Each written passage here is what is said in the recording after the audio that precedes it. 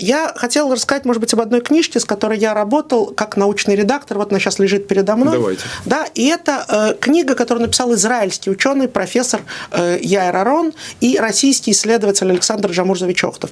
Это про случай, как один конкретный эшелон с детьми из детских домов 12, 43 и 68 года, номера 12, 43, 68 из Ленинграда 7 апреля 42 года были эвакуированы. Поезда эти бомбили, дети эти погибали от голода, болезней. Короче говоря, добралось всего несколько десятков человек до черкесского аула Беслине. Теперь те из нас, кто знают российскую историю не так плохо, помнят, каким ужасом было для черкесов завоевание Кавказа, покорение Кавказа, как принято говорить, да, кончившееся где-то к 863-864 году, когда десятки и сотни тысяч горцев вынуждены были стать беженцами в Османскую империю, потому что российская армия сгоняла их с гор либо на пастбище, либо в вынужденную миграцию. И вот подумайте, как разворачивается круг. Проходит всего 80 лет.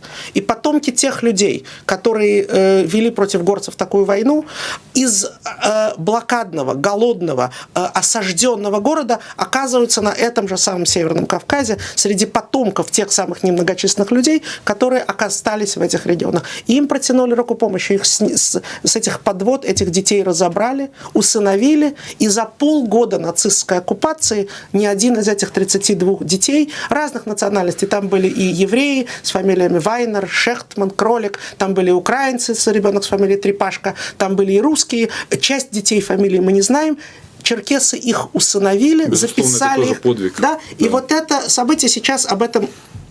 И вот когда израильский ученый, профессор Яир Арон, переинтересовался, что в Израиле есть, как он узнал об этом, есть черкесская община. И именно среди тех вот беженцев 863-864 годов, которые через Османскую империю, ведь не забудем, что Палестина была тогда частью как раз Османской империи, вы справедливо упомянули, что там правили англичане, но англичане-то там правили с 917-го, а до этого там 400 лет правили турки. И вот эти черкесы, которые, да, они именно и рассказали, что у нас черкесы вот спасли, ты интересуешься Россией, интересуешься евреями. Итак, мы